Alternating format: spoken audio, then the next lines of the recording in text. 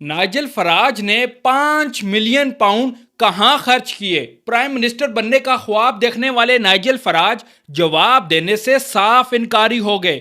Be B C کے ایک programme میں اینکر کی جانب سے بار بار پوچھا گیا کہ کیا یہ رقم سیکیورٹی پر خرچ ہوئی، تاہم نائجل فراج نے اس بارے میں کوئی جواب نہیں دیا اور کہا none of your business۔ Literally, none of your business. If I've میں given یہ رقم جہاں بھی خرچ کروں، چاہے چیریٹی میں دے دوں، یہ آپ کا مسئلہ نہیں، مجھے یہ گفٹس غیر مشروط ملے تھے۔